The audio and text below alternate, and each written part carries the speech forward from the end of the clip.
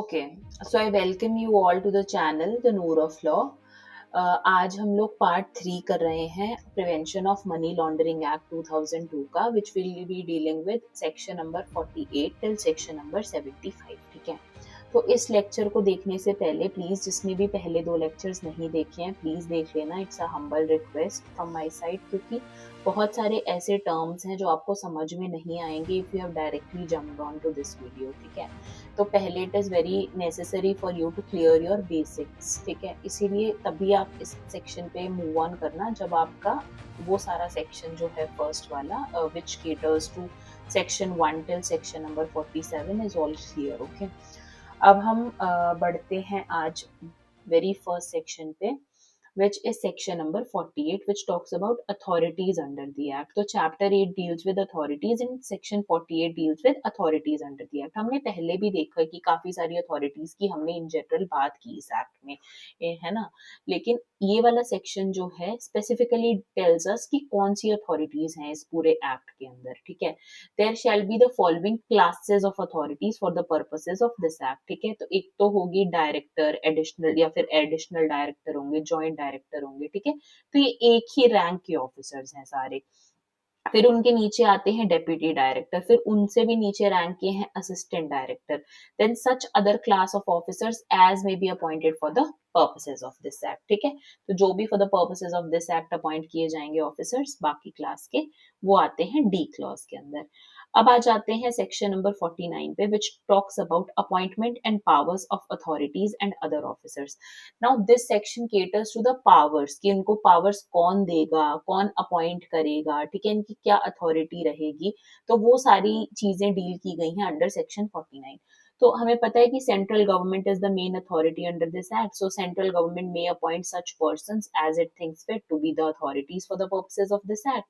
Without prejudice to the provisions of this subsection 1, central government may authorize the director और additional director और joint director या फिर deputy director या फिर assistant director को क्या पावर दे सकते हैं वो under that subsection to appoint other authorities below the rank of assistant director. ये जो हमने अदर क्लास ऑफ ऑफिसर्स देखे ना, ये असिस्टेंट डायरेक्टर की नीचे के रैंक के भी ऑफिसर्स होते हैं, तो ये सब कौन अपॉइंट कर सकता है? ये सारे पर्सन के पास ये अथॉरिटी दी जा सकती है बाय द सेंट्रल गवर्नमेंट। ठीक है, इनमें से किसी को भी ये अथॉरिटी दी जा सकती है to appoint the officer under the rank of assistant director, subject to such conditions and limitations as a central government may impose. Any authority may exercise the powers and discharge the duties conferred or imposed on it under this act.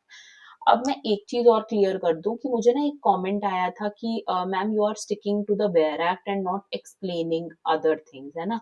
तो देखो, जहां पर मुझे necessary लगता है कि bare act पढ़ाना चाहिए मुझे, है ना, क्योंकि many of you are actually liking the lectures, but for the ones who are concerned कि सिर्फ बेयर एक्ट लैंग्वेज रिपीट हो रही है, तो द थिंग इज कि पेपर में आती ही बेयर एक्ट लैंग्वेज है ना, तो our main focus is bare act language itself, but that does not mean कि हम उसका एक्ट का इसेंस, एक्ट का पर्पस या फिर एक्ट के और सारी चीजें बैकग्राउंड वगैरह कि क्यों ये एक्ट आया और उसके की टर्म्स जो कि बेयर एक्ट में भी नहीं समझाए गए हैं, या फिर अगर डेफिनेशंस में है भी तो they are not very clear in themselves, मैं उन चीजों को केटर कर रही हूँ।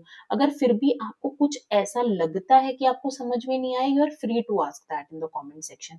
बट जो बहुत प्रोसीजरल और बेसिक सेक्शंस है, जैसे कि ये section 48, section 49, now there is nothing that I can do about these sections, है ना, क्योंकि ये sections basic sections and are very easy to understand। एक मतलब रीडिंग भी आप खुद भी करोगे bare act, you will be able to get it। तो जो भी मुझे एक्स्ट्रा पॉइंट लगता है in various provisions, I cater to that. ठीक है, तो अब हम आगे बढ़ते हैं नेक्स्ट पे। अगर फिर भी आपको कोई भी डाउट आता है, you are free to ask. ठीक है, don't hesitate asking doubts, you can ask doubts in the comment section below and I will reply to all your doubts. ठीक है, तो you are free to do that. इसीलिए हम लोग का main अभी गोल यही है, क्योंकि एग्जाम बहुत पास में है, हमें इधर उधर ना जा करके बेसिकली बेयर एक्ट पे ही स्टिक करना है खुद को। प्लस जहां मुझे लगता है कि आपको एक्स्ट्रा नॉलेज होनी चाहिए किसी एक पॉइंट के ऊपर, I will be catering to that as well. ठीक है, अब आ जाते हैं सेक्शन नंबर 50 पे। ये बात करता है power of authorities regarding summons production of documents and to give evidence. अब ये क्या पावर है? देखो, हमने ना एक सेक्शन देखा था if I am not wrong, that section was section 11. Yes, section 11. उसके अंदर हमने देखा था कि एडजुडिकेटिंग अथॉरिटी जो होती है ना, उसके पास होती है सिविल कोर्ट की पावर, है ना? वो समन कर सकती है ना? और कमीशन भेज सकती है टू एग्जामिन द विटनेसेस, और बहुत सारी पावर्स जो एक सिविल कोर्ट के पास होती हैं, ये एडजुडिकेटिंग अथॉरिटी सारे पावर्स को एक्सरसाइज करती है। तो सिमिलरली इस केस में, जो कि सेक्शन 50 है, इस केस में बोला गया कि द डायरेक्टर, यहाँ पे डायरेक्टर को वही सेम पावर दी गई है एक सिविल कोर्ट की, when he deals with which section, section 13 के पर्पसेस के लिए, ठीक है? For the purposes of section 13 have the same powers as are vested in civil court under the code of civil procedure. अगर आपको याद होगा तो सेक्शन 13 वो था जहां पे डायरेक्टर इंक्वायरी करते हैं एक रिपोर्टिंग एंटिटी की, जैसे कंपनी हो सकती है, कि क्या वो अपनी सारी जो उनको कंप्लायंसेस बोले गए हैं करने के लिए, क्या वो सारी लीगल ऑब्लिगेशंस पूरी कर रही हैं या नहीं कर रही हैं। ठीक है, तो प्लीज एक चीज ये ध्यान रखना कि आप ना रिवाइज करते रहो पुराने प्रोविजंस को, क्योंकि अगर आप वो प्रोविजंस रिवाइज नहीं करोगे then there is no point moving forward. तो अभी यहाँ पे जब सेक्शन 13 आया तो आपको याद होना चाहिए कि सेक्शन 13 क्या था। हाँ, एकदम से अगर नहीं याद आ रहा है, इट्स ओके, बट आपको पता होना चाहिए, after I have told you कि हाँ सेक्शन 13 में ये था, आपके दिमाग में ये आना चाहिए कि yes we have done something like this, जिसमें हमने ये पढ़ा था कि डायरेक्टर जो है वो इंक्वायरी कर सकते हैं किसी भी रिपोर्टिंग एंटिटी की कि उन्होंने सारे लीगल ऑब्लिगेशंस को कंप्लाई किया है या नहीं किया है। ठीक है, so they have the powers as are vested in civil court. तो इस पर्पस के लिए इनके पास सिविल कोर्ट की पावर सारी है, while trying a suit in respect of following matters, namely discovery and inspection करवा सकते हैं, enforcing the attendance of any person including any officer of a reporting entity and examining him on oath, है ना? तो जब reporting entity के regard में inquiry हो रही है तो उनको बुलाया जा सकता है और उनको ओथ पे एग्जामिन भी किया जा सकता है। Compelling the production of records, receiving evidence on affidavits, issuing commissions for examination of witnesses and documents, any other matter which may be prescribed. तो जैसा सेक्शन 11 में एडजुडिकेटिंग अथॉरिटी के पास पावर था, एक सिविल कोर्ट की तरह जो पावर एक्सरसाइज करती थी adjudicating authority, similar is the case with the director under section 50। Director के पास भी वही सेम पावर्स हैं for the purposes of section 13। ठीक है, director, additional director, joint director, deputy director या फिर assistant director shall have power to summon any person whose attendance he considers necessary, whether to give evidence or to produce any records during the course of any investigation or proceeding under this act। ठीक है, तो इनमें से कोई भी जो director हैं वो बुला सकते हैं ऐसे किसी भी पर्सन को जिनको उनको लगता है कि it's important to investigate that particular person and उसका जो एविडेंस है वो नेसेसरी है, या कोई ऐसे रिकॉर्ड्स हमें चाहिए उस पर्सन से, and they can call out that person. ठीक है, they can summon that person. All the persons so summoned shall be bound to attend in person or through authorized agents as such officer may direct, and shall be bound to state the truth. ठीक है, now they are bound to state the truth upon any subject respecting which they are examined or making statements and produce such documents as may be required। and यहाँ पे क्या दिया है कि every proceeding जो ये conduct होगी that will be a judicial proceeding as in the meaning of the section 193 and section 228 of the IPC। अब ये BNS में कौन से sections हैं, let me tell you that as well। section 50, so BNS sections हैं इनके corresponding sections, they are 229 and 220, 229 and 267 of BNS।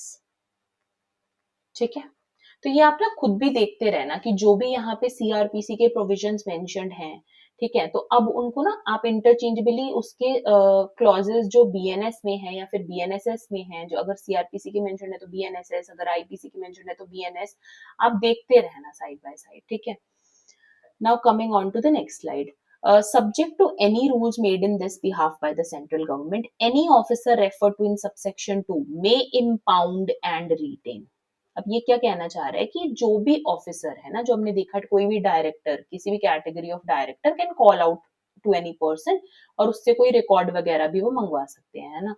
तो अब वो उस रिकॉर्ड को इम्पाउंड भी कर सकते हैं, मतलब होल्ड करके भी रख सकते हैं in his custody for such period as he thinks fit any record produce before him under this act, provided that assistant director or a deputy director shall not impound any records without recording his reasons for so doing, retain in his custody any such records for a period exceeding 3 months without obtaining the previous approval of the joint director.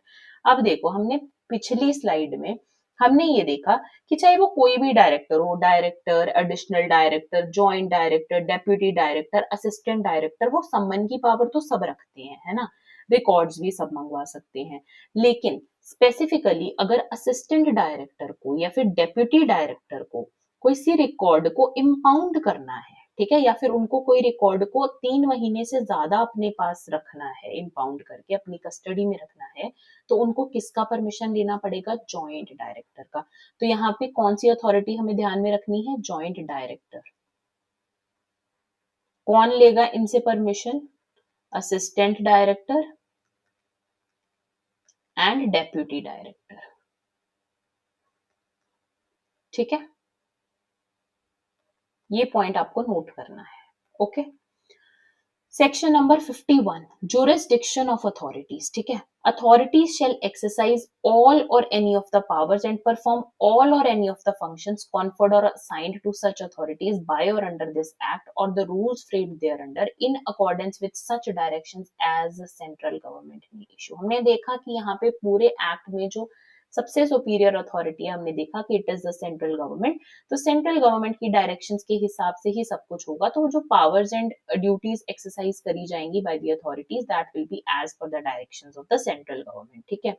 फिर उसके बाद in issuing the directions और orders refer to in subsection 1, central government may have regard to any one or more of the following criteria. अब किस criteria का को ध्यान रख के डायरेक्शंस बनाई जाएंगी या फ्रेम की जाएंगी? टेरिटोरियल एरिया, कि किस टेरिटोरियल एरिया की पावर किस पर्टिकुलर डायरेक्टर को देनी है या किस पर्टिकुलर अथॉरिटी को देनी है, ठीक है। क्लासेस ऑफ पर्संस की, अगर हाई रैंकिंग ऑफिशियल्स के केसेस हैं तो किनको देने हैं, ठीक है। तो ये सारी चीजें, क्लासेस ऑफ केसेस के बेसिस पे कि कौन से, अगर फाइनेंशियल कोई फ्रॉड्स हैं, है ना, या फिर टेरर फंड्स हैं, वो सारे केसेस कौन परफॉर्म करेगा, या फिर अगर बैंकिंग रिलेटेड फ्रॉड्स हैं तो वो केस किसके पास जाएंगे। तो on the basis of these factors, the directions will be prepared by the central government. Any other criteria can also be kept। ये भी वो रख सकते हैं कि कोई pecuniary jurisdiction रख दें कि इतने तक के मैटर्स ये पर्टिकुलर अथॉरिटी देखेगी, इससे ऊपर के मैटर्स ये पर्टिकुलर अथॉरिटी देखेगी। तो central government is free to determine its own factor, ठीक है। फिर इसके बाद आ जाते हैं सेक्शन नंबर 52 पे, which talks about power of central government to issue directions, ठीक है। The central government may from time to time issue such orders, instructions and directions to the authorities as it deems fit for proper administration of the act. अब इस act की smooth functioning के लिए directions issue की जा सकती हैं bye the central government, and such authorities and all other persons employed in execution of this act shall observe and follow such orders, instructions, directions। तो वो जो authorities हैं, चाहे वो persons हैं जो कि employed हैं, उन सबको उन सारी डायरेक्शंस को मानना होगा, ठीक है। Provided that no such orders, instructions or directions shall be issued so as to, अब देखो कौन से डायरेक्शंस इशू नहीं किए जा सकते। अब देखो, पर्टिकुलर मैनर आप डिक्टेट नहीं करोगे कि किसी अथॉरिटी को एक पर्टिकुलर केस को किस मैनर में डील करना है, you can not dictate that, या फिर the central government can not interfere with the discretion of the adjudicating authority in exercising it's functions, है ना। जहां पे भी इस एक्ट ने एडजुडिकेटिंग अथॉरिटी को डिस्क्रिशन दे रखा है किसी मैटर में, the central government can not interfere with that thing. So you cannot dictate the manner, you cannot interfere within the discretion of the adjudicating authority, ठीक है।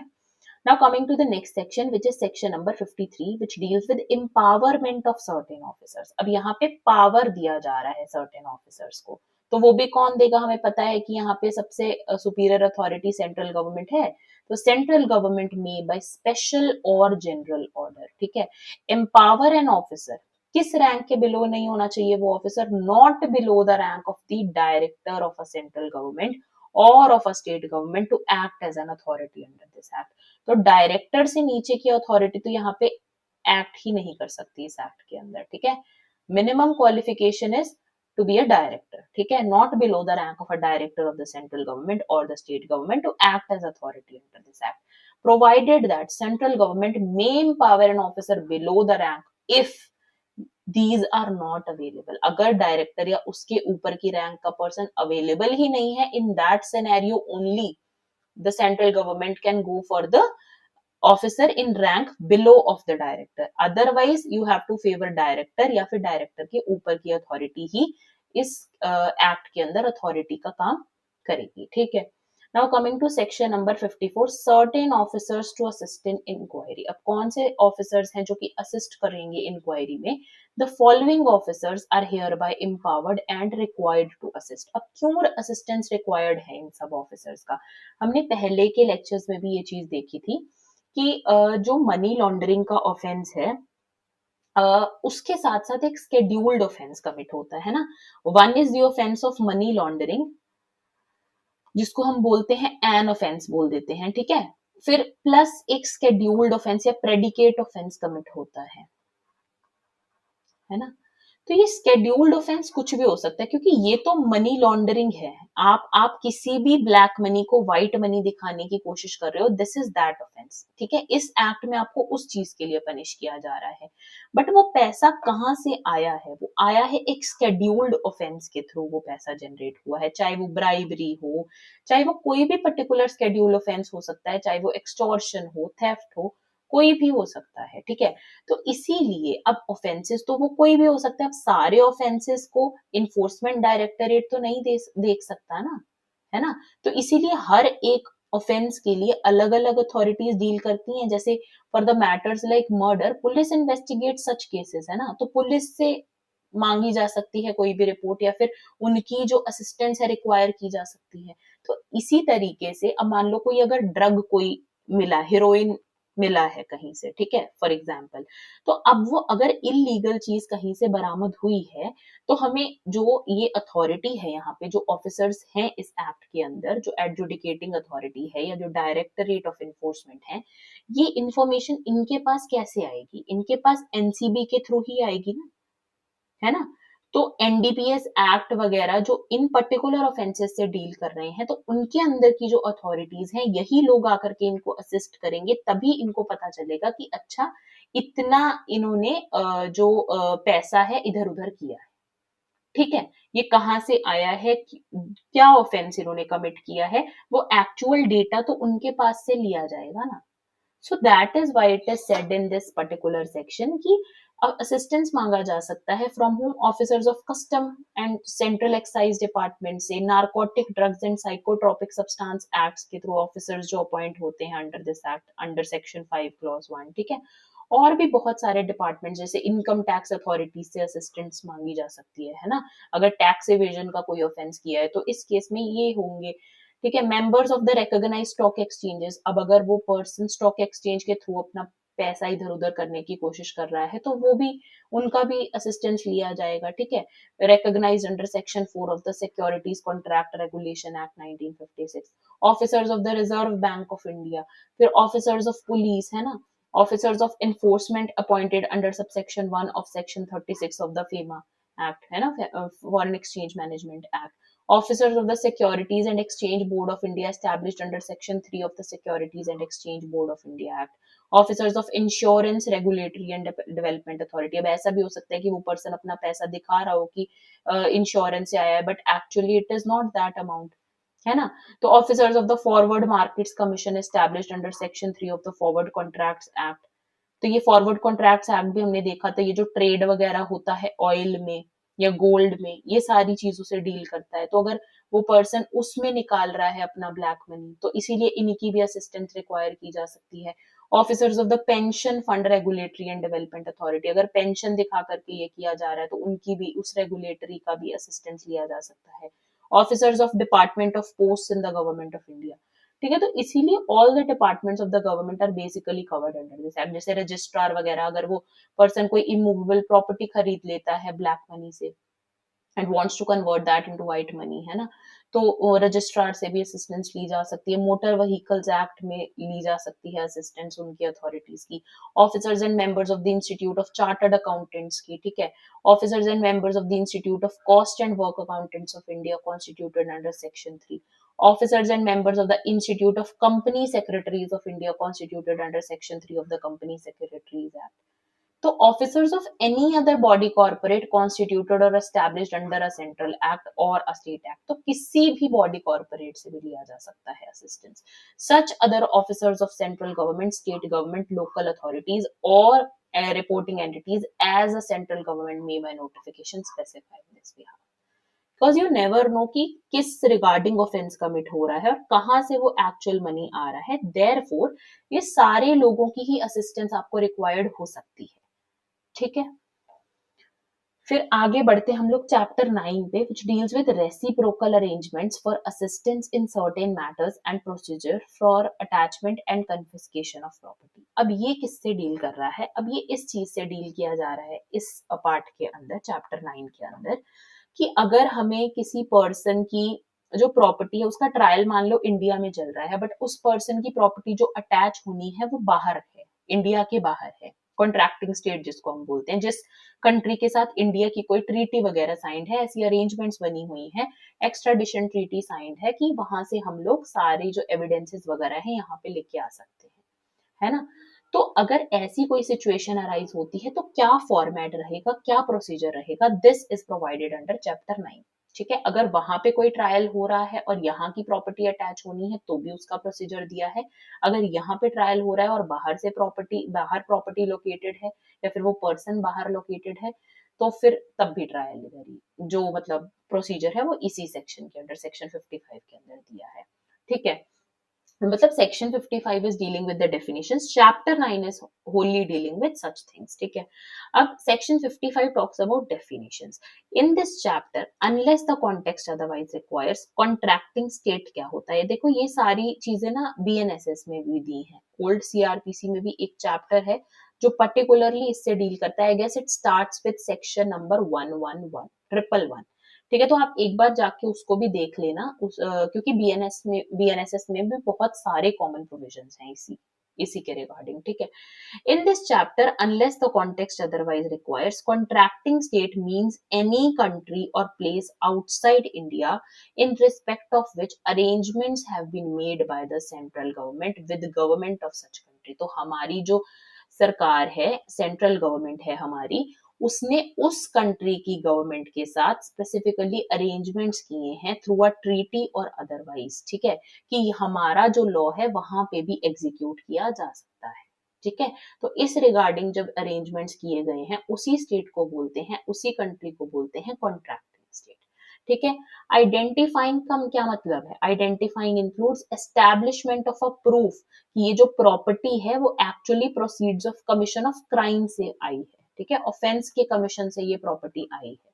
तो ये जब हम आइडेंटिफाई करते हैं किसी प्रॉपर्टी को, मतलब उस प्रॉपर्टी को हम प्रूव कर रहे हैं कि that it has been derived out of commission of an offence under section 3, money laundering के ऑफेंस से ये आई है। फिर ट्रेसिंग, मतलब tracing means determining the nature, पता करना, सोर्स पता करना उस प्रॉपर्टी का, डिस्पोजिशन, मूवमेंट, टाइटल, उसकी ओनरशिप, ठीक है, ये सारी चीजें आती हैं ट्रेसिंग के अंदर। अब आ जाते हैं सेक्शन नंबर 56 पे, अग्रीमेंट विद फॉरेन कंट्रीज। अब हम देखेंगे कि क्या है इस सेक्शन के अंदर, कि अग्रीमेंट विद फॉरेन कंट्रीज कैसे की जाती है और कैसे ये प्रोसीजर पूरा होता है, ठीक है। The central government may enter into an agreement with the government of any country outside India. क्यों एंटर किया जाता है, for enforcing the provisions of this act, ताकि ये एक्ट के प्रोविजंस इन्फोर्स किए जा सके, exchange of information for the prevention of any offense under this act or under the corresponding law in force in that country or investigation of offenses। अब किस चीज के लिए ये जरूरी है इन्फोर्स करवाना हमारी प्रोविजंस, ताकि जो अगर हमें वहां पे कोई प्रॉपर्टी अटैच करवानी है तो एक्सचेंज ऑफ इंफॉर्मेशन हो सके, कि अगर वहां पे कोई प्रॉपर्टी है तो हमें पता चल सके यहाँ बैठे बैठे कि हाँ वहां पे उस पर्सन XYZ की वहां पे प्रॉपर्टी है। तो ये सारी इंफॉर्मेशन की एक्सचेंज के लिए इट इज वेरी इंपॉर्टेंट कि जो सेंट्रल गवर्नमेंट है ऐसी अग्रीमेंट में एंटर हो with the government of that particular country, ठीक है। and may by notification in the official gazette make such provisions as may be necessary for implementing the agreement. The central government may by notification in the official gazette direct that the application of this chapter in relation to a contracting state with which reciprocal arrangements have been made shall be subject to such conditions, exceptions or qualifications as are specified in the said notification. तो जो भी notification में conditions mention होंगी, exceptions mention होंगी, qualifications mention होंगी, वो तो follow होंगी, ठीक है। फिर उसके बाद section 57, letter of request to a contracting state in certain cases. अब लेटर ऑफ रिक्वेस्ट यहां से इंडिया से कहां जा रहा है, बाहर जा रहा है। Notwithstanding anything contained in this act or the CRPC, if in the course of an investigation into an offence, अगर यहाँ पे कोई investigation चल रहा है किसी offence का या फिर कोई और proceeding का, an application is made to a special court, ठीक है। अब आईओ जो हैं, जो इन्वेस्टिगेटिंग ऑफिसर हैं, अगर वो स्पेशल कोर्ट को एप्लीकेशन भेजते हैं, प्लीज ये अथॉरिटीज देखते हुए जाना, ठीक है। तो अगर इन्वेस्टिगेटिंग ऑफिसर स्पेशल कोर्ट के पास क्या भेजते हैं, एप्लीकेशन भेजते हैं बाय द इन्वेस्टिगेटिंग ऑफिसर और any officer superior in rank to the investigating officer, इसलिए ये एप्लीकेशन फाइल होती है that any evidence is required in connection with the investigation into an offence. जो एविडेंस बाहर है वो एविडेंस यहाँ पे हमें रिक्वायर्ड है, जो कि outside of the India exist करता है, ठीक है। And he is of the opinion that such evidence may be available in any place in the contracting state and the special court on being satisfied, जब special court satisfy हो जाएगा that such evidence is required in connection with the investigation under this act may issue a letter of request, तब ये special court issue करेगा letter of request। ये please ध्यान में रखना, इन्वेस्टिगेटिंग ऑफिसर जो है ये सिर्फ एप्लीकेशन फाइल करेंगे स्पेशल कोर्ट के पास, बट एक्चुअली जो लेटर ऑफ रिक्वेस्ट है will be issued by the special court, ठीक है। टू अ कोर्ट और an authority in the contracting state competent to deal with such request to examine facts and circumstances of the case, इसीलिए भी भेजा जा सकता है कि अगर आपको बाहर कोई फैक्ट्स या सर्कमस्टेंसेस ऑफ द केस को इन्वेस्टिगेट करवाना है या फिर एग्जामिन करवाना है, take such steps as a special court में स्पेसिफाई, ठीक है। जो भी स्टेप्स वहां पे लेटर ऑफ रिक्वेस्ट में मेंशन होंगे वो करवाने हैं। Forward all the evidence so taken और collected to the special court issuing such letter of request. ये भी हो सकता है हमें वहां से कोई एविडेंस चाहिए हो तो हम ये बोल रहे हो कि फॉरवर्ड करो हमें वो सारा एविडेंस, ठीक है। तो it can be for any purpose. The letter of request shall be transmitted in such manner as the central government may specify, तो जो भी central government जिस manner में भी बोलेंगे उसी manner से किया जाएगा ये सब। Every statement recorded or document or thing received under subsection 1 shall be deemed to be the evidence collected during the course of investigation, तो ये सारे जो evidences मिलेंगे हमें यहाँ पे will be deemed to be the evidences collected during the course of investigation, ठीक है, during the course of investigation. Okay. Now coming to section 58, assistance to a contracting state in certain cases. अब ये क्या बोलता है कि where a letter of request is received by the central government. अब हम 57 में क्या हो रहा था, इंडिया से जा रहा था letter of request to the contracting state,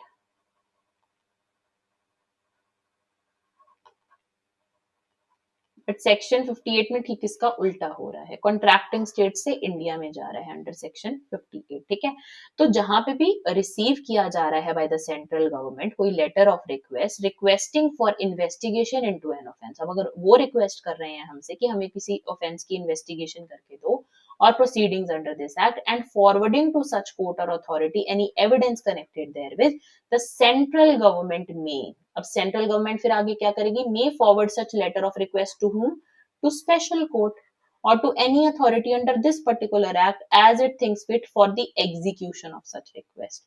तो वो डायरेक्टली तो कुछ क्या ही करेंगे, है ना, तो वो डायरेक्टली किसको भेजेंगे, स्पेशल कोर्ट को भेजेंगे, ताकि जो स्पेशल कोर्ट है वो प्रॉपर अपने ट्रायल के अंदर जैसे वो इन्वेस्टिगेट करवाती है किसी पर्टिकुलर ऑफेंस को, कि जैसे कि प्रॉपर अथॉरिटीज जो कि कॉन्स्टिट्यूटेड है वो करती हैं इस केस में इनिशिएट सारी प्रोसीडिंग्स, तो वैसे ही सिमिलर तरीके से इस केस में भी किया जा सके। तो जो भी सारे एविडेंसेस वगैरह हैं फिर स्पेशल कोर्ट देखेगी इस मैटर को एंड इट विल अलाउ कि एविडेंसेस जो है यहाँ से बाहर जाएं, ठीक है। Now section 58A, special court to release the property. अब ये कब होगा? Where on closure of the criminal case or conclusion of the trial in a criminal court outside India under the corresponding law of any other country. अब अगर बाहर जहां पे चल रहा था already proceedings, such court finds that the offence of money laundering has not taken place, obviously release हो रही है प्रॉपर्टी तो मतलब ऑफेंस नहीं पाया गया कि हुआ है ना, और the property in India is not involve in money laundering, या फिर ये डिक्लेयर हो जाता है कि भाई जो इंडिया में प्रॉपर्टी जिस पे सस्पिशन जा रहा था that is not involve in money laundering. The special court may on an application moved by the concerned person or the director after notice to the other party order release of such property to the person entitled to receive it। तो जिसकी property attach करके रखी हुई थी यहाँ पे या फिर फ्रीज करके रखी हुई थी, अब उसकी प्रॉपर्टी का अगर ऑर्डर ये आ गया बाहर की कंट्री से कि this property has nothing to do with that particular offence, then that particular person who is entitled to receive that property, और जिसकी वो प्रॉपर्टी है, that property will be return to that particular person. ठीक है, अब आ जाते हैं सेक्शन 58B पे, which talks about letter of request of a contracting state और अथॉरिटी फॉर कन्फिस्केशन और release the property where the trial under the corresponding law of any other country can not be conducted. अब वो trial ही नहीं हो पा रहा है, क्यों? क्या रीजन हो सकते हैं? डेथ हो गई अक्यूज्ड की, फर्स्ट रीजन, ठीक है, या फिर accused being declared a proclaimed offender, ठीक है।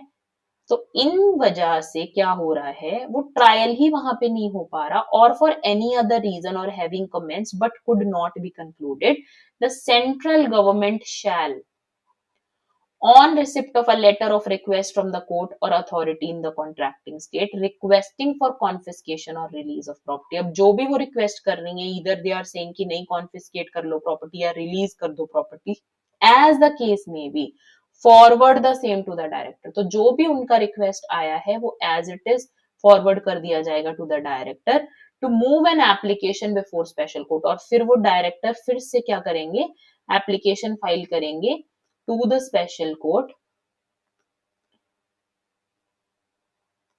and upon such application the special court shall pass appropriate orders regarding confiscation। फिर वो special court देखेगा कि वो accordingly जो भी वहां से request आई है as per that it will pass the orders कि उसको attach करनी है property या फिर release करनी है property। ठीक है, reciprocal arrangements for the process and assistance for transfer of accused persons. अब ये सेक्शन 59 क्या बात करता है, ये बोलता है कि where a special court in relation to an offence punishable under section 4, जिसमें पेनल्टी दी है मनी लॉन्ड्रिंग के ऑफेंस की, डिजायर्स। अब अगर स्पेशल कोर्ट डिजायर्स है ना कि सम्मन दिया जाए अक्यूज्ड पर्सन को, या फिर वारंट ऑफ फॉर अरेस्ट किया पास किया जाए अक्यूज्ड पर्सन के लिए, summons to any person requiring him to attend, या फिर सर्च वारंट निकालना है, issued by it shall be served or executed at any place in the contracting state. अब अगर वो चाहती है ये जो सम्मन करा है उसने या वारंट किया है, ठीक है, ये पर्टिकुलर केसेस जो हैं, अगर वो चाहते हैं कि ये इसका एग्जीक्यूशन आउटसाइड इंडिया हो सके, it shall send such summon or warrant in duplicate in such form to such court, judge, magistrate through such authorities as the central government may by notification specify in this behalf। और फिर वो court क्या करेगी, court, जज या magistrate as the case में भी shall cause the same to be executed। जैसे हम लोग एग्जीक्यूट करवा रहे थे उनकी प्रोसेसेस को, वैसे ही वो हमारे प्रोसेसेस को वहां पे एग्जीक्यूट करवाएंगे, सर्व करवाएंगे। ठीक है, तो उसके लिए जो है ये किया जा सकता है डुप्लीकेट में वहां पे सेंड सम्मन या वारंट को। Where a special court in relation to an offence punishable under section 4 has received for service or execution. अब अगर स्पेशल कोर्ट के पास खुद आ रहा है सम्मन करवाने के लिए, एग्जीक्यूट वारंट सम्मन, ठीक है, रिक्वायरिंग द अटेंडेंस वगैरह, या फिर सर्च वारंट यहाँ पे आया है इशूड बाय अ कोर्ट, जज or magistrate in the correct contracting state, तो it shall also cause the same to be served or executed as if it. तो किस तरीके से एग्जीक्यूट करवाएगा हमारा कोर्ट, जैसे कि वो सम्मन वारंट जो उसने रिसीव किए हैं from another court or the summons or warrants जो कि उसने खुद इशू किए हैं, इस तरीके से। ठीक है, where a warrant of arrest has been executed the person arrested shall be dealt with in accordance with the procedure specified under section 19। यहाँ पे आपको सेक्शन 19 याद आना चाहिए। क्या था section 19? Section 19 dealt with power to arrest। जिसमें हमने देखा था कि अरेस्टेड पर्सन को 24 आवर्स के अंदर अंदर किसी गेजेटेड ऑफिसर के पास या फिर जुडिशियल मैजिस्ट्रेट के पास लेके जाना होता है। ये सारे जो प्रोसेस के बारे में दिया गया था सेक्शन 19 के अंदर। फिर अगर a search warrant has been executed, the things found in this search shall so far as possible be dealt with in accordance with the procedure specified under section 17 and section 18। तो section 17 and 18 search and seizure वगैरह के process से deal करता था, है ना। तो ये आपको प्लीज देखना है बहुत अच्छे से कि सेक्शन 17 आपको याद आना चाहिए किस रिगार्डिंग डील करता है, सेक्शन 18 आपको याद आना चाहिए कि किस रिगार्डिंग डील करता है। मैं एक बार फिर भी आपको क्लियरली बता देती हूँ देख करके, सर्च एंड सीजर ही है वैसे ये। हाँ, तो ये 17 is search and seizure and 18 is search of person, ठीक है। तो ये है सर्च एंड सीजर, साथ साथ में प्लीज याद करते जाओ search and scissor, and section 18 is search of person, ठीक है। तो वही सारे जो रूल्स हैं वो अप्लाई होंगे इस केस में भी, ठीक है। Provided that in case where a summon or search warrant received from a contracting state has been executed, ठीक है, the documents or other things produced और things found in the search shall be forwarded. तो अगर execute करवा दिया आपने, फिर जो डॉक्यूमेंट्स या चीजें आपको मिली यहाँ पे, they shall be forwarded to the court issuing the summons. तो वो कॉन्ट्रैक्टिंग स्टेट के कोर्ट के पास जाएगा और search warrant through such authority as a central government may by notification specify in this behalf, ठीक है। बाकी सेंट्रल गवर्नमेंट जो भी रूल्स बनाएगा, जो भी मैनर बताएगा, उसी अकॉर्डिंग सब कुछ होगा। Where a person transfer to a contracting state, अब अगर कोई पर्सन जिसको हमें ट्रांसफर करना था कॉन्ट्रैक्टिंग स्टेट के पास pursuant to subsection 2 is a prisoner in India, अब मान लो वो प्रिजनर था इंडिया का, तो अब ऐसा नहीं है कि अगर उन्होंने उस प्रिजनर को वहां पे बुलाया है for X Y Z reason, जो भी वहां पे मनी लॉन्ड्रिंग का केस के लिए वो अक्यूज किया गया, डज नॉट मीन कि उस पर हम कोई कंडीशंस नहीं लगा सकते, क्योंकि अगर प्रिजनर इंडिया का है तो कंडीशंस भी इंडिया की ही फॉलो होंगी, कंडीशंस भी लगाई जा सकती हैं, ठीक है। The special court or central government may impose such conditions as that government or court deems fit. तो स्पेशल कोर्ट लगा सकती है कंडीशंस एंड सेंट्रल गवर्नमेंट लगा सकती है कंडीशंस, ठीक है। सिमिलरली अगर जो पर्सन इंडिया के अंदर ट्रांसफर किया गया है फ्रॉम द कॉन्ट्रैक्टिंग स्टेट, अगर वो प्रिजनर है वहां का, उस कॉन्ट्रैक्टिंग स्टेट का, तो हमें भी ओबे करनी पड़ेंगी कंडीशंस, है ना। Then the special court in India shall ensure that the conditions subject to which the prisoner is transferred to India are complied with, and such prisoner shall be kept in such custody subject to such conditions as the central government may direct in writing, ठीक है। Now coming to section number 60, attachment, seizure and confiscation etcetera of property in a contracting state or India. Now where the director has made an order, अब किस किस provision के अंदर order किया जा सकता है regarding attachment, seizure and confiscation. एक तो होता था सेक्शन 5 के अंदर प्रोविजनल अटैचमेंट, है ना, जो 180 डेज के लिए पहले किया जाता था, फिर उसके बाद 365 डेज तक भी एक्सटेंड किया जा सकता था, मतलब until investigation that goes on, ठीक है। तो ये सारा हमने पढ़ा था, है ना। तो सेक्शन 5 के अंदर था प्रोविजनल अटैचमेंट, तो या तो उसके अंदर ऑर्डर आया आया है, बाय द डायरेक्टर ने किया है ऑर्डर, ठीक है। या फिर 17(1)(a) के अंदर क्या होता था, फ्रीजिंग द प्रॉपर्टी का ऑर्डर दिया जाता था। फ्रीजिंग ऑफ द प्रॉपर्टी का ऑर्डर क्यों दिया जाता था, where the property was not able to be possess, मतलब ऐसी कोई प्रॉपर्टी थी जिसको पोजेस करना या फिर अटैच करना वाज नॉट पॉसिबल, तो वहां पे फ्रीजिंग का ऑर्डर दिया जाता था अंडर सेक्शन 17 सबसेक्शन 1A, ठीक है। और where an adjudicating authority has made an order relating to property, जो सेक्शन 8 के अंदर हमने देखा था ना एडजुडिकेशन, तो सेक्शन 8 के अंदर भी ऑर्डर आता था। या फिर special court has made an order of confiscation relating to property under subsection 5 or subsection 6 of section 8, ठीक है।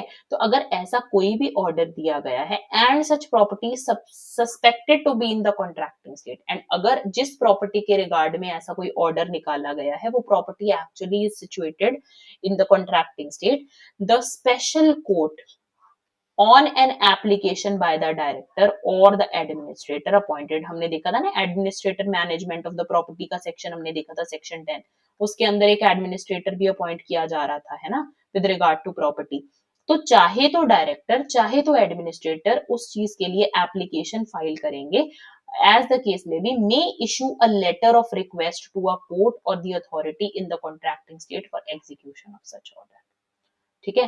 तो अगर हमें लगता है कि जिस रिगार्डिंग भी यहाँ पे ऑर्डर पास किया जा रहा है वो property actually situated in the contracting state, फिर कौन करेगा? Special court on an application by director या फिर एडमिनिस्ट्रेटर। पहले डायरेक्टर या एडमिनिस्ट्रेटर एप्लीकेशन लगाएंगे स्पेशल कोर्ट को, फिर स्पेशल कोर्ट इशू करेगा लेटर ऑफ रिक्वेस्ट। हमने पहले भी देखा कि लेटर ऑफ रिक्वेस्ट इशू करने की अथॉरिटी है स्पेशल कोर्ट, डायरेक्टर सिर्फ एप्लीकेशन फाइल करते हैं, but actually letter of request is issued by the special court, और इस केस में एडमिनिस्ट्रेटर भी है। ठीक है।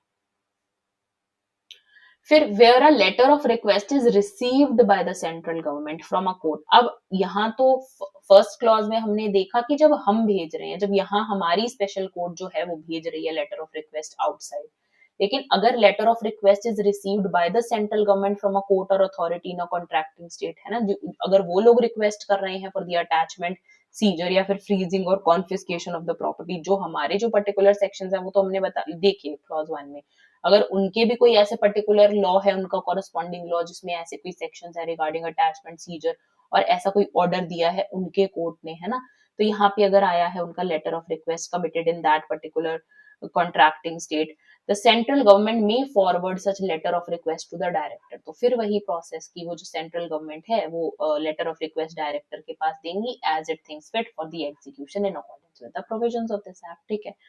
Now, where on the closure of the criminal case or conclusion of the trial in a criminal court outside India, अगर ऐसा पाया जाता है that offense of money laundering under the corresponding law of that country has been committed, ठीक है, अगर ऐसा पाया जाता है कि बाहर वो जो ऑफेंस का ट्रायल हो रहा था ना आउटसाइड इंडिया, जिसके रिगार्डिंग ऑर्डर पास हो रहा था यहाँ पे प्रॉपर्टी अटैचमेंट के लिए, which has been actually committed, अगर ये डिसाइड हो जाता है, the special court shall on receipt of an application from the director for execution of confiscation under subsection 2 order giving notice to the affected person. तो affected person को तो बताया जाएगा ना कि ऐसे आपके खिलाफ ये ऑर्डर पास हुआ है, that such property involve in money laundering or which has been used for commission of the offence of money laundering, अब वो कॉन्फिस्केट की जाती है टू द सेंट्रल गवर्नमेंट, क्योंकि ऑब्वियसली वहां पे ऑर्डर उनके अगेंस्ट में आया है, then the property will go with the central government. ठीक है। This director shall on receipt of a letter of request under section 58 or section 59 direct any authority under this act to take all steps necessary for tracing and identifying such property। ठीक है। तो जो भी process बनता है director वो सारा process conduct करवाएंगे ताकि उस प्रॉपर्टी को ट्रेस या आइडेंटिफाई किया जा सके जिसका अटैचमेंट रिक्वायर्ड है। The steps referred to in subsection 3 may include any inquiry, investigation, survey in respect of any person, place। तो उस प्रॉपर्टी को आइडेंटिफाई या ट्रेस करने के लिए कोई भी इंक्वायरी कंडक्ट करवानी पड़ सकती है, इन्वेस्टिगेशन, सर्वे, पर्सन की तलाशी ली जा सकती है, प्लेस की, प्रॉपर्टी की, एसेट्स की, डॉक्यूमेंट्स की, बुक्स ऑफ अकाउंट। ठीक है। तो ये सारी चीजें की जा सकती है इन ऑर्डर टू आइडेंटिफाई और ट्रेस दैट पर्टिकुलर प्रॉपर्टी। ठीक है, क्योंकि execution is important. Now, any inquiry, investigation, or survey referred to in subsection 4 shall be carried out by an authority mentioned in subsection 3 in accordance with such directions as issued in provisions of this act. The provisions of this act relating to attachment, adjudication, जो हमने देखा था ना कि attachment का chapter number 3 था, और ये सर्वे वगैरह किस चैप्टर में दिए हैं? ये 5 में दिए हैं। तो वही सारे प्रोविजंस अप्लाई होंगे। ठीक है। And survey, searches and seizures contained in chapter 5 shall apply to the property in respect of which letter of request is received from a court or contracting state for attachment. When any property in India is confiscated as a result of execution of a request from a contracting state, तो जब कोई ऐसी property India के अंदर confiscate की जाती है इन accordance with the provisions of this act, तो सेंट्रल गवर्नमेंट में either return such property to the requesting state, या तो ये हो सकता है कि वो डायरेक्टली प्रॉपर्टी को ही वहां वापस कर दें कि भाई ये प्रॉपर्टी आपकी बनती है, आप ये प्रॉपर्टी ले लो। ठीक है। और compensate that state by disposal of such property, या फिर उस स्टेट को कॉम्पेंसेट किया जा सकता है if it is not possible to give that particular property to the contracting state, तो ऐसा किया जा सकता है कि उस प्रॉपर्टी के लिए उनको कॉम्पेंसेट कर दिया जाए। अब अगर ऐसा केस हो जाए कि वहां से जो लॉन्डर्ड मनी आई उससे उस पर्सन ने यहाँ पे कोई इमूवेबल प्रॉपर्टी में ले ली, तो that immovable property can not be transferred, है ना, तो उस केस में कॉम्पेंसेट कर दिया जाएगा। But if it is in nature of goods, like अगर मूवेबल प्रॉपर्टी है and can be transferred back to the original country, तो वो किया जा सकता है। ठीक है। on mutually agreed terms that would take into account the deduction for reasonable expenses incurred in investigation. Obviously जो reasonable expenses है वो तो काट के ही बाकी की ही दिया जाएगा रेसिड्यू, ठीक है, or the judicial proceedings leading to the return or disposal of the confiscated property. Section 61, procedure in respect of letter of request. Every letter of request, summon or warrant received by the central government from, and every letter, चाहे वो letter of request वहां से आ रहा है, चाहे वो letter of request समन और warrant transmit किया जा रहा है to a contracting state under this chapter, shall be transmitted to a contracting state or as the case may be sent to the concern court in India and in such form and in such manner as the central government may by notification specify in this behalf. तो obviously central government is the supreme authority in this particular act, तो central government के हिसाब से ही सारी चीजें की जाएंगी, ठीक है. Now coming to the next chapter, which is the chapter 10, the miscellaneous chapter. अब इसमें आते हैं सेक्शन नंबर 62 पे. अभी तक की जो प्रोविजंस थी they were basically all procedural in nature. अब थोड़ी सी सब्सटैंटिव प्रोविजंस आ रही हैं, तो प्लीज अब buckle up and now please pay full attention to this, ठीक है. तो section 62 deals with punishment for vexatious search, है ना.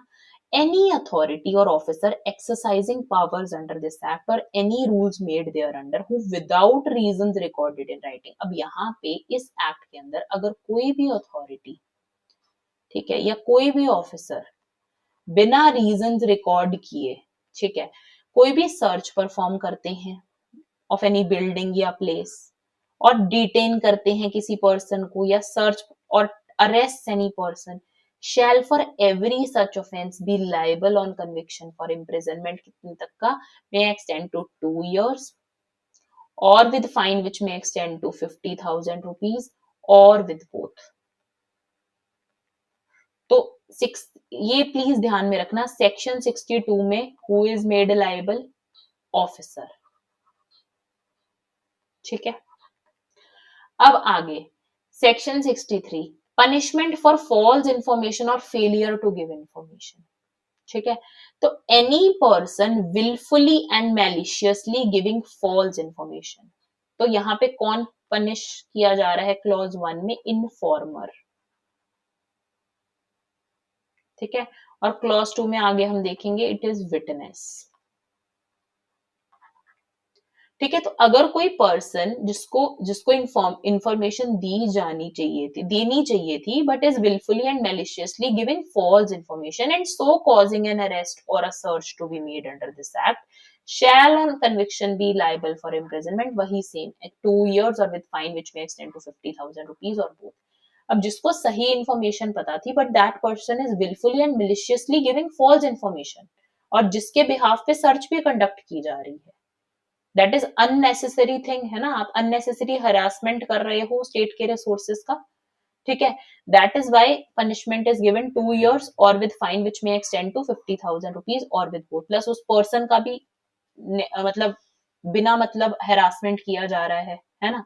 So if any person being legally bound to state the truth, अब अगर कोई person legally bound है to state the truth of any matter relating to an offence under section 3, refuses to answer any question put to him by an authority in the exercise of its powers, ठीक है.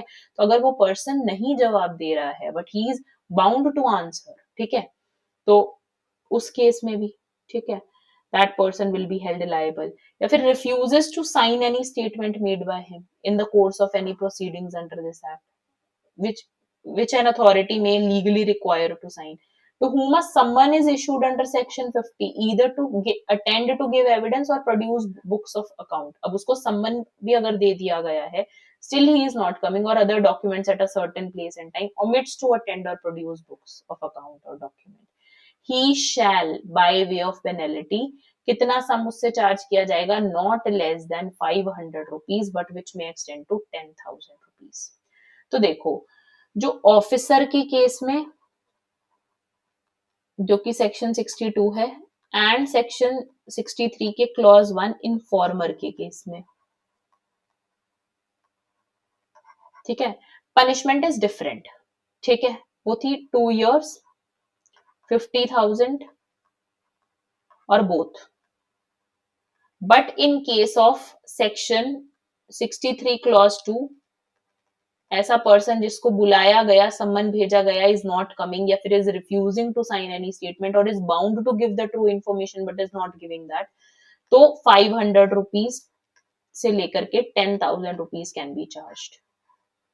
ठीक है, ये आपको please बहुत बहुत ध्यान से देखना है। ठीक है, these are some substantial provisions. No order under this section shall be passed by any authority referred to in subsection 2 unless the person on whom the penalty is proposed to be imposed is given an opportunity. तो ऑडियो अल्ट्रम पार्टम तो follow होगा ही होगा। बिना दूसरे पार्टी को सुने उसको हम लायबल नहीं करेंगे। Notwithstanding anything contained in clause C or 2, a person who intentionally disobeys any direction issued under section 50।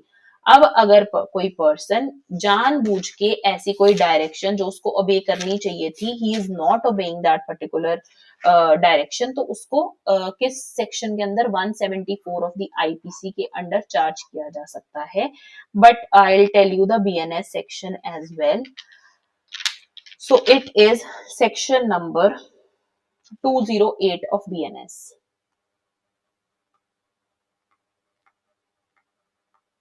और इस केस में ना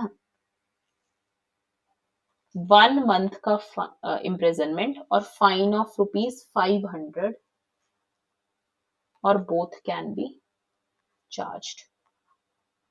ठीक है, तो उस वो पर्सन अगर नहीं आता है, डिसओबे करता है इंटेंशनली, ठीक है, अंडर 2 क्लॉज सी, मतलब ये वाले पॉइंट के लिए स्पेसिफिकली जिसको सम्मन किया गया under section 50 either to attend to give evidence or produce books of account or other documents and still that person omits to attend or produce books, तो उसको लाइबल किया जा सकता है even under section 208 of the BNS।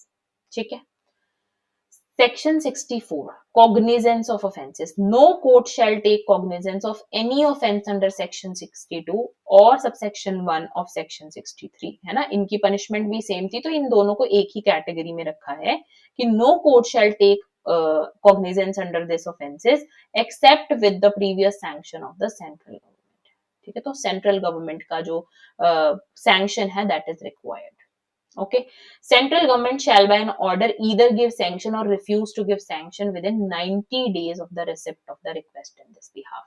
तो 90 days is the limitation period। 90 days के अंदर central government अगर तो उसको sanction देना है तो वो देगा, अगर refuse करना है तो वो भी किया जाएगा within the period of 90 days। Okay, now coming to the next section which is section number 65, code of criminal procedure to apply. तो हमें पता है कि code of criminal procedure which is now BNSS, Bharatiya Nagarik सुरक्षा संहिता, shall apply in so far as they are not inconsistent with the provisions of this act to arrest, search, seizure, attachment, confiscation, investigation, prosecution and all other proceedings under this act। Now section 66, disclosure of information। अब आ जाते हैं section number 66 पे, disclosure of information.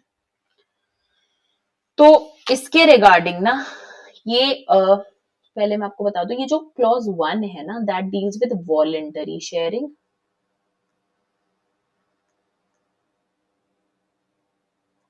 And ये जो है 2 that deals with mandatory share। No, this is not the clause 2। clause 2 will be in the next slide, क्योंकि ये जो clause 1 के ही 2 सब पार्ट्स हैं। ठीक है, तो यहाँ पे हम बात करेंगे वॉलंटरी शेयरिंग की। ठीक है, तो डायरेक्टर और any other authority specified by him by a general और special order in this behalf may furnish और कॉज टू बी फर्निश्ड। अब क्या होता है, अगर मान लो इन्फोर्समेंट डायरेक्टरेट को कोई ऐसी इंफॉर्मेशन मिली, ठीक है, जिस इंफॉर्मेशन का किसी और अथॉरिटी को या ऑफिसर को पता होना चाहिए ताकि वो भी अपने डिपार्टमेंटल जो ऑफेंसेस हैं उनमें और ज्यादा उस चीज की इन्वेस्टिगेशन में हेल्प हो पाए उसकी, है ना। जैसे फॉर एग्जाम्पल कोई मान लो कोई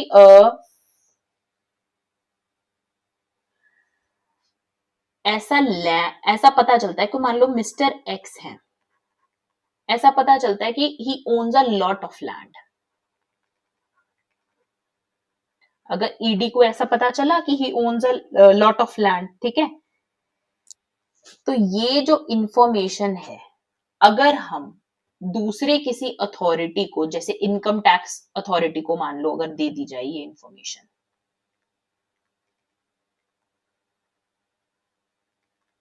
तो it will be useful for that particular authority. वो अथॉरिटी प्रॉपर ऑडिट वगैरह परफॉर्म करके पता कर पाएगी कि whether this is the legal property और has come out from commission of some sort of an offence, है ना। या फिर अगर किसी पर्सन के पास हीरोइन या फिर कोई और ड्रग मिला, है ना, और अगर इस चीज का पता चला ईडी को, ठीक है, जब वो अपने ऑफेंस के लिए इन्वेस्टिगेट कर रहे थे, तो ऐसी information can be given to the NCB, ठीक है, उनको भी हेल्प हो जाएगी, वो हमें पता करके बता देंगे कि actually from where is this coming, ठीक है, क्या है source of that particular drugs, ठीक है, कौन सी income, what is the source behind that. तो उस अथॉरिटी की भी हेल्प हो जाएगी, प्लस ये जो इन्फोर्समेंट डायरेक्टरेट है, he can also request the assistance of that particular authority in that particular case, ठीक है। तो इसीलिए द डायरेक्टर और any other authority specified by him by a general और special order in this behalf may furnish और cause to be furnished any officer authority और body performing any functions under any law relating to imposition of any tax, duty, cess, or be dealing in foreign exchange, prevention of illicit traffic in narcotic drugs and psychotropic substances under the Narcotic Drugs and Psychotropic Substances Act 1985। तो ये तो हुई voluntary information की बात, यहाँ पे लिखा है मे, ठीक है, तो it's upon the choice of the director, it's his discretion whether he has to share और not in these particular cases, या फिर सच अदर ऑफिसर अथॉरिटी और body performing functions under any other law as a central government में in his opinion it is necessary so to do. अगर उसको लगता है किसी भी और ऑफिसर के पास इंफॉर्मेशन जानी चाहिए इन पब्लिक इंटरेस्ट, तो यहाँ पे आता है पब्लिक इंटरेस्ट। अगर seeing the public interest he finds कि हाँ भाई मुझे शेयर करनी चाहिए ये information, so he can do that, it is an enabling provision because may is used here, ठीक है। Any information received or obtained by such director or any other authority specified by him in the performance of their functions under this act as may in the opinion of director or other authority be necessary for the purpose of the officer or other authority, ठीक है। अगर उनको लगता है कि clause 1 के या फिर क्लॉज 2 के किसी ऑफिसर को मुझे ये इन्फॉर्मेशन देनी चाहिए, ही कैन गिव, ठीक है। But clause 2 deals with mandatory sharing.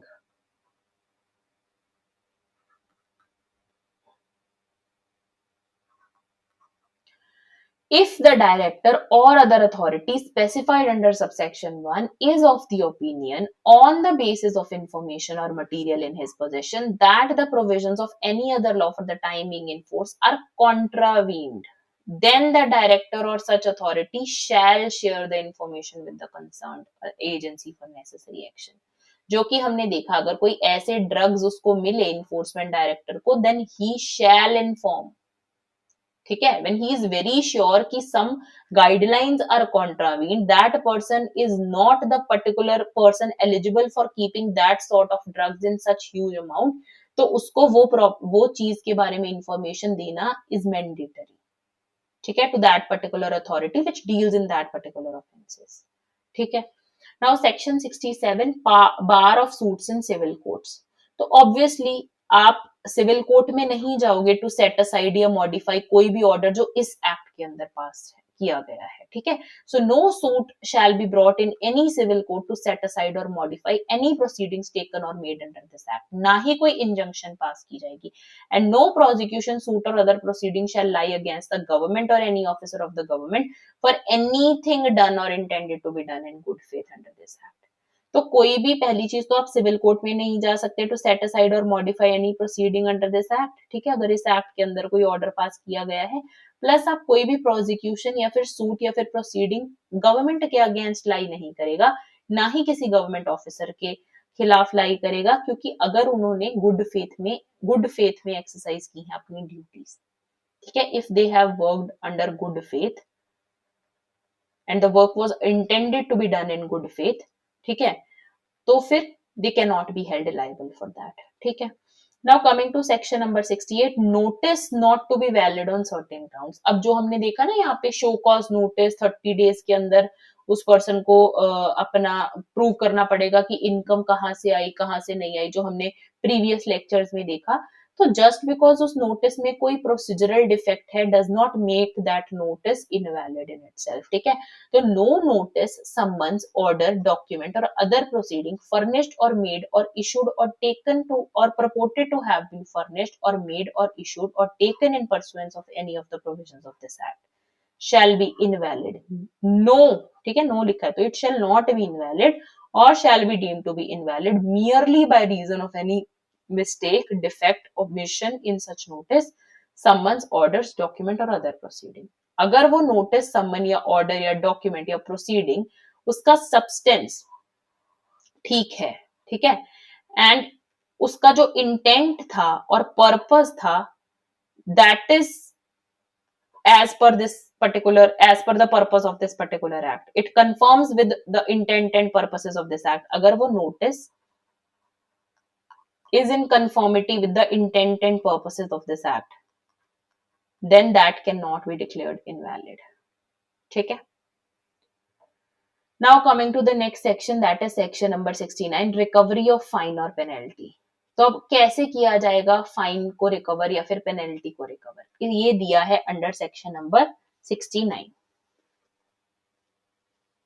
अब देखो, where any fine or penalty impose on any person under section 13, जो रिपोर्टिंग एंटिटी वाला ऑफेंस था, और सेक्शन 63. What was section 63? जहां पे इन्फॉर्मर या फिर विटनेस, दो केसेस थे ना, 63 क्लॉज 1 और क्लॉज 2, इन्फॉर्मर और विटनेस, है ना, वो फॉल्स इंफॉर्मेशन दे रहे थे या फिर आ ही नहीं रहे थे इंफॉर्मेशन देने के लिए, है ना. तो अगर ऐसा कोई ऑफेंस हुआ था एंड उस केस में फाइन या फिर penalty was imposed and it is not paid with in 6 months, please note down the duration, these are very important. अगर 6 months के अंदर अंदर that is not paid from the date of imposition of fine or penalty, that director और any other officer authorised by him in this behalf may proceed to recover the amount from the said person in the same manner as prescribed in Schedule 2 of the Income Tax Act. तो उसी तरीके से वो fine उस person से लिया जाएगा जैसे कि एक इनकम टैक्स एक्ट के स्केड्यूल 2 के अंदर मैनर डिफाइंड है. अब स्केड्यूल 2 के अंदर क्या क्या मेथड्स दिए हैं? अटैच की जा सकती है उस पर्सन की प्रॉपर्टी, सेल की जा सकती है उस पर्सन की प्रॉपर्टी, ठीक है, अगर movable, be it immovable property, arrest किया जा सकता है उस पर्सन को, रिसीवर अपॉइंट किया जा सकता है उस प्रॉपर्टी के लिए. So these are the various methods through which that fine can be recovered, ठीक है, for the recovery of arrears and और any other officer authorised by him in this behalf shall have all the powers of tax recovery officer, ठीक है. तो अगर लगे तो schedule 2 के अंदर जो इनकम टैक्स के एक्ट के अंदर स्केड्यूल 2 है, उस एक्ट के अंदर जो तरीके मेंशन है उसी तरीके से इस एक्ट के अंदर सेक्शन 69 के फाइन को रिकवर किया जाएगा. एज सिंपल एज दैट, ठीक है. अब आ जाते हैं नेक्स्ट सेक्शन पे, that is section number 70, offence by companies. Now this is a very basic procedural section, ठीक है, where a person committing a contravention of any provisions of this act or any rule, direction or order made thereunder is a company. अब अगर मान लो वो जो contravene कर रहा है इस एक्ट को, that is the company, then every person who at the time of the contravention was committed was in charge, जो भी पर्सन इन चार्ज था उस कंपनी का and was responsible to the company for the conduct of the business shall be deemed to be guilty for the contravention and shall be liable to be proceeded against and punished accordingly, provided that nothing contained in this subsection shall render any such person liable जिस person के पास ना कोई knowledge थी, ठीक है, and उस person ने proper due diligence लिया था, अगर ये चीज प्रूव कर देता है वो person, then that person will not be held liable, ठीक है. Notwithstanding anything contained in subsection 1, where a contravention of any of the provisions of this act or of any rule, direction or order made thereunder has been committed by a company and it is proved that the contravention जो हुई थी that had taken place through with the consent or connivance of or is attributable to any neglect on any part of the director या manager या secretary, अगर ये prove हो जाता है कि उन्हीं के कंसेंट से ऐसी कोई प्रॉब्लम है जो अराइज हुई थी, ऐसी कोई कॉन्ट्रावेंशन है जो की गई थी, तो फिर that particular person, that particular director, manager, secretary or other officer shall also be deemed to be guilty of the contravention and shall be liable to be proceeded against and punished accordingly. Now explanation 1, for the purposes of this section, company का क्या मतलब है? Please इन सारे provisions को भी ना ये मत सोचना कि इसमें तो क्या ही आएगा, क्योंकि बहुत बार ऐसा क्वेश्चन देखा गया है एग्जाम्स में कि डायरेक्टर के अंदर कौन कौन फॉल करता है, whether partner falls under the definition of a director, है ना? तो ये सारी चीजें प्लीज एमसीक्यू ऑब्जेक्टिव क्वेश्चंस में कहीं से भी क्वेश्चन फ्रेम हो सकते हैं, so please be very careful when you read these provisions. Company means any body corporate. So body corporate is also included in the term company and includes a firm or other association of individuals. ठीक है. फिर उसके बाद director in relation to a firm means a partner in the firm. ठीक है. Now explanation 2. इस पे भी please ध्यान दो थोड़ा. For the removal of doubts, it is hereby clarified that the company may be prosecuted notwithstanding whether the prosecution or conviction of any legal juridical person shall be contingent on the prosecution or conviction of any individual. अब इसका क्या मतलब है? अब क्या होता है ना कि यूजुअली क्या होता है कि कंपनी के द्वारा ये एलेज किया जाता है कि जब तक किसी डायरेक्टर या फिर मैनेजर या फिर सेक्रेटरी के अगेंस्ट प्रोसीडिंग इनिशिएट नहीं हो रही है अगर, है ना, तो तब तक आप कंपनी के अगेंस्ट भी प्रोसीडिंग को इनिशिएट नहीं कर सकते हो. So that is not the case here. ठीक है, इसीलिए इस चीज में पहले ही एक्सप्लेनेशन 2 हैज बीन एडेड, क्योंकि without explanation 2 court might have to wait for mister X to be convicted before they could fine AB का AB X limited for example, है ना. तो उनको अगर वेट करना पड़ता कि जब तक इस पर्टिकुलर पर्सन के अगेंस्ट चार्ज नहीं फ्रेम हो जाता या फिर अक्यूज को ट्राई नहीं किया जाता इस पर्टिकुलर पर्सन को, तब तक हम कंपनी के को चार्ज नहीं कर सकते for that particular offence. But this is not so. ठीक है. So even if that particular person, अगर जो अक्यूज्ड है इस केस में, अगर वो बाहर फरार हो गया है, फ्लेड, और trial is still pending against that particular person, that does not matter. Company के against proceeding can be started. ठीक है. Now section 71 says act to have overriding effect. Now the provisions of this act shall have effect notwithstanding anything inconsistent therewith contained in any other law for the timing of force. क्योंकि हमें पता है special law always prevails over the general law, है ना. तो so is the case with this particular act as well. Okay. Section 72 continuation of proceedings in the event of death or insolvency. अब देखो इसमें क्या बोला गया है. क्राइम प्रोसीड्स आर ऑल, इसमें ना एक लाइन ध्यान रखो बस. Crime proceeds are always targetable, are always targetable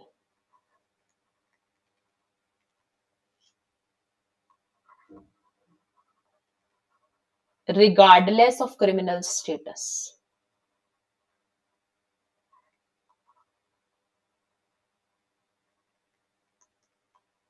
ठीक है. तो इसका क्या मतलब है? इसका ये मतलब है कि चाहे क्रिमिनल जो है खुद, that he, it may be a case कि वो पर्सन हैज ऑलरेडी डाइड या फिर has been declared an insolvent, still that criminal proceeds, वो जो प्रॉपर्टी है, वो जो प्रोसीड्स ऑफ क्राइम है, दे आर स्टिल टारगेटेबल, है ना, दे स्टिल एग्जिस्ट. तो उनके जो लीगल रिप्रेजेंटेटिव हैं can further take up that case. तो यही इस सेक्शन में बोला गया है कि where any property of a person has been attached under section 8 and no appeal against that order attaching such property has been preferred. अगर कोई अपील नहीं प्रेफर हो पाई, एनी अपील हैज बीन, या फिर any appeal has been preferred to the appellate tribunal in case referred in clause A, such person dies. या तो वो कोई अपील नहीं हो पाई, या फिर अगर अपील हुई, then that person has already died or is adjudicated and insolvent before preferring an appeal to the appellate tribunal, or in a case referred to in clause B, such person dies or is adjudicated and insolvent during the pendency of the appeal. या तो appeal वो कर ही नहीं पाए वो person, उसके पहले ही उनकी डेथ हो गई, या फिर वो इंसॉल्वेंट डिक्लेयर कर दिए गए, या फिर वो अपील अभी भी पेंडिंग है एंड बीच उस अपील के ही वो person has already died and और has declared, has been declared as an insolvent. ठीक है. Then it shall be lawful for the legal representative of such person or the official assignee or the official receiver, as the case may be, to prefer an appeal to the appellate tribunal or as the case may be to continue the appeal before the appellate tribunal in place of such person. तो उसके behalf पे ये कर सकते हैं appeal, and the provisions of section 26 shall for as for the case may be apply and continue to apply to such appeal. हमने देखा था section 25 में appellate tribunal का constitution होता था, फिर section 26 में appeal जाती थी to the appellate tribunal. ठीक है, आई होप आपको ये सारी प्रोविजंस याद होंगी, अगर नहीं है it's okay but you have, ठीक है, प्लीज आज कर लेना जब, ठीक है, क्योंकि क्या है ना कि अगर आप आगे बढ़ते जाओगे एंड पुरानी चीजों को अगर आप रिटेन नहीं रखोगे then there is no point, don't move forward until and unless you have already revised the previous sections, ठीक है। और ना प्लीज एक हैबिट बनाओ कि जब मैं यहाँ पे आपके साथ है ना पढ़ रही हूँ ये प्रोविजंस को, आपने बेयर एक्ट ओपन किया है, that is a very good thing, but साथ साथ में प्लीज कीप अंडरलाइनिंग और राइटिंग। अगर अभी के लिए सुन लो, बाद में लिख के प्रैक्टिस कर लेना, क्योंकि सुनना भी is very important, but please एक हाइलाइटर लेकर के की टर्म्स को मार्क करते जाओ। जैसे मैं हर एक वर्ड को अंडरलाइन करती हूँ ना, you can underline that in your bare act with a pencil, ठीक है, उससे क्या है ना कि आपका हर वर्ड पे ध्यान जाएगा, ठीक है। Where after passing of a decision or order by the appellate tribunal, no appeal has been preferred to the high court, ठीक है। अब अगर डिसीजन आ गया एपिलेट ट्राइब्यूनल का, अब फर्दर एक प्रोविजन है ना कि हाई कोर्ट के पास भी अपील जा सकती है under section 42 if that is not filed now, है ना, और any such appeal has been preferred to the high court, लेकिन फिर वही सिनेरियो होगा क्लॉज ए और बी वाला कि या तो वो person has died before preferring the appeal, या फिर declared insolvent before the preference of appeal, या फिर पेंडेंसी ऑफ द अपील के दौरान, ये मतलब अपील के दौरान, है ना, उन्होंने फाइल की अपील ड्यूरिंग दैट टाइम, या तो वो पर्सन डाइड या फिर declared insolvent, then it shall again be lawful for the legal representative or the official assignee या फिर official receiver as the case may be to prefer an appeal to the high court or to continue the appeal before the high court in place of such person, ठीक है। The powers of the official assignee or the official receiver under subsection 1 or subsection 2 shall be exercised by him subject to the provisions of Presidency Towns Insolvency Act or the Provisional Insolvency Act। अब वही है, इसमें कौन कौन से आ जाते हैं, Bombay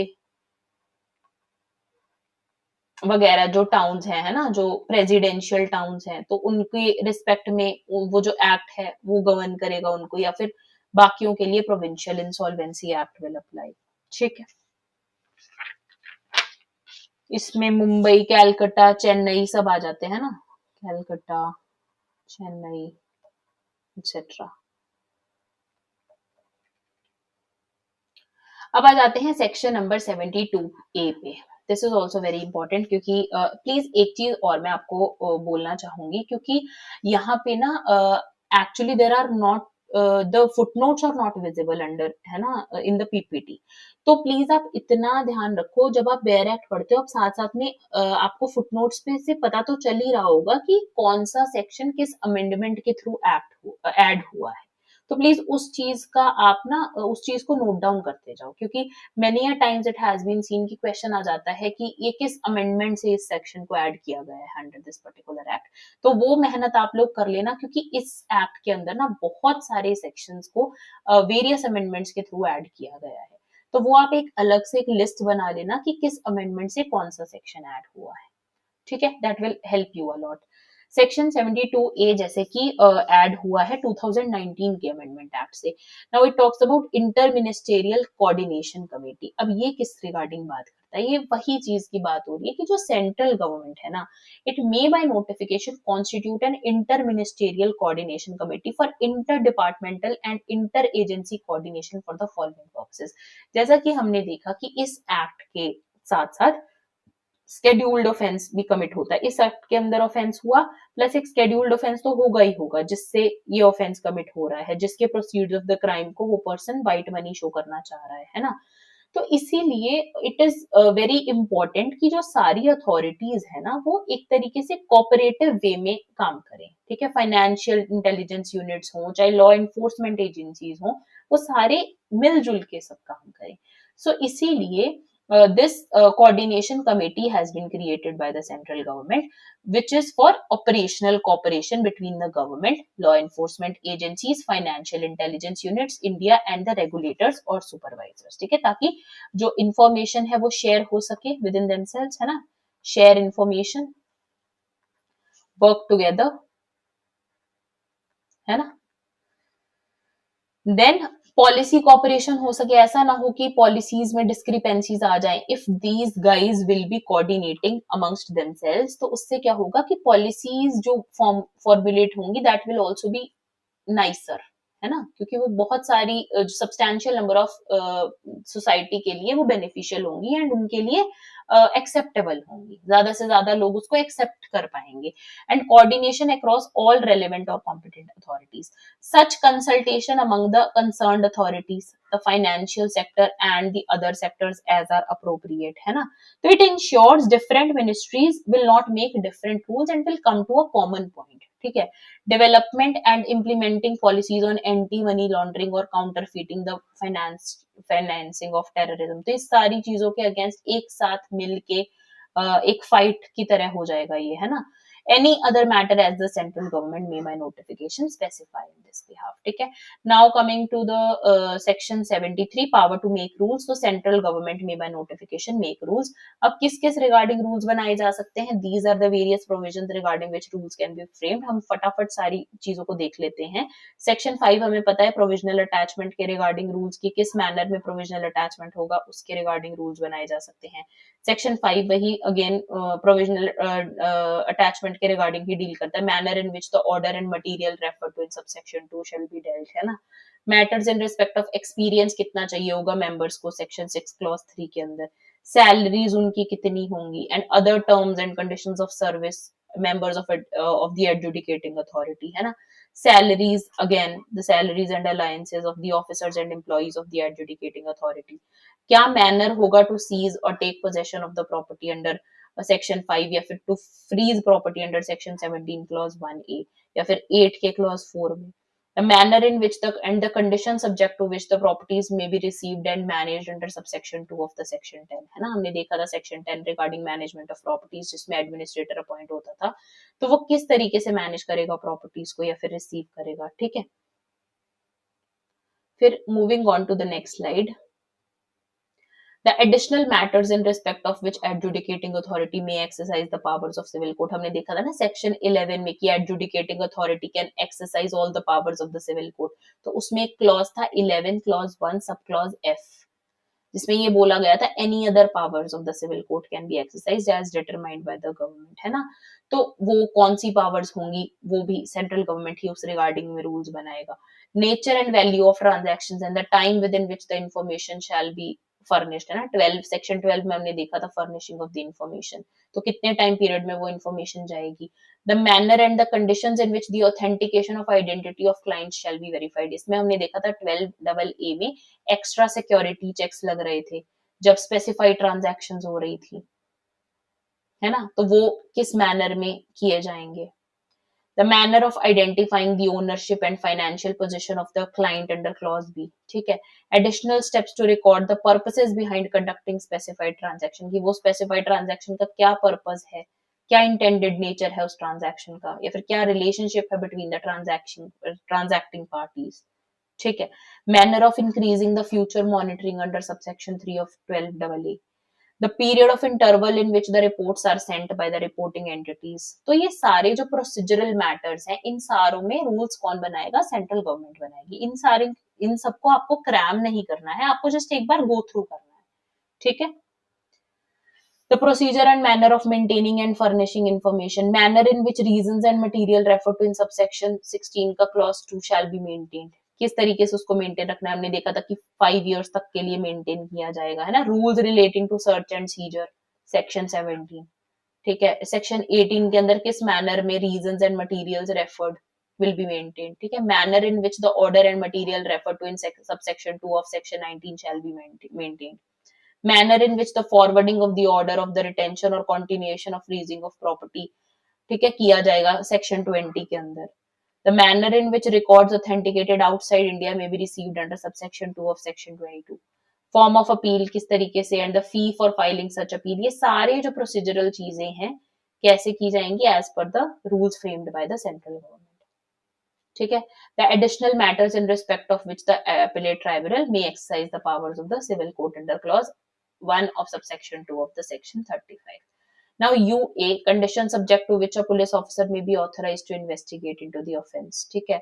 Additional matters in respect of which the authorities may exercise powers of civil court under clause F of 1 of section 50. हमने देखा था ना section 50 में डायरेक्टर के पास भी पावर होती है सिविल कोर्ट की, तो एफ में उसको भी रेजिडियरी नेचर का रखा गया है इस क्लॉज को कि all the powers of civil court, तो वो कौन सी होंगी? ठीक है, any other matter which is required to be और मे बी प्रेस्क्राइब्ड। ठीक है। Now coming to section 74, rules to be laid down before parliament for a total period of 30 days, which may be comprised in one session or in two or more successive sessions, and if before the expiry of the session immediately following the session or the successive sessions both houses अगर agree कर जाते हैं in making any modification in the rule, or both houses agree कि rule should not be made, the rule shall thereafter have effect only in such modified form, या फिर नहीं होगा उसका effect as the case may be, however that any such annulment shall be without prejudice to the validity of anything previously done. अब section 75 deals with power to remove difficulties, तो ये भी power central government के पास ही है. It may by order published in the official gazette make such provisions not inconsistent with the provisions of this act as may appear to be necessary for removing any difficulty, provided that no order shall be made under this section after the expiry of 2 years, क्योंकि 2 years एक reasonable period माना जाता है कि अब तक तो सारी डिफिकल्टीज को रिमूव कर दिया जाना चाहिए, तो उसके बाद ऐसा कोई ऑर्डर नहीं किया जा सकता by the central government. Every order made under this section shall be laid as soon as may be after it is made before each house of parliament. तो हमने इस एक्ट को भी बहुत स्मूथली हर एक लाइन पढ़ी है हमने इस एक्ट की. तो इससे क्या होता है ना, जब आप एक एक वर्ड एक एक लाइन को पढ़ते हो, you feel confident about that act. आपको लगता है कि there is nothing that is left, है ना. मतलब और चीजें हैं, केस लॉज हैं, एमसीक्यूज हैं, वो आपको करने पड़ेंगे. अगर आप बोलोगे तो मैं केस लॉज की भी एक वीडियो बना दूंगी पीएमएलए के, क्योंकि ना मेरे पास बहुत कमेंट्स आ रहे थे कि प्लीज केस लॉज भी डील करवा दो, लेकिन द प्रॉब्लम इज कि आई will go by the Paul thing now, क्योंकि मुझे ये करना पड़ेगा, क्योंकि बहुत सारे लोगों को केस लॉस चाहिए, but I have already I had put a Paul, और जिसपे रिस्पॉन्स आया है कि कंपनीज एक्ट सबको करना है अभी, है ना. तो आप प्लीज मुझे, मैं एक बार और पॉल डाल दूंगी, पर पहले उससे मुझे 10-15 कमेंट्स अगर आते हैं, only then I will go for poll. क्योंकि क्या है ना कि अगर मैं अभी पॉल रख दूं और फिर कोई रिस्पॉन्स आए ना, I I have also to I have to prepare as well ना, मुझे भी प्रिपेयर करना है. अगर आप लोग बोलोगे कि कंपनीज एक्ट करवाओ, तो फिर मुझे अभी से कंपनीज एक्ट खुद भी एक बार दोबारा से देखना पड़ेगा, है ना. तो उस अकॉर्डिंग चीजें होंगी. बाकी अगर मुझे 10 to 15 कमेंट्स आ जाते हैं with respect to case laws, then I will consider making a video for case laws in the next lecture. ठीक है. अब रही बात इस चीज की कि एक ना पर्टिकुलर प्रोविजन है which is just a moment.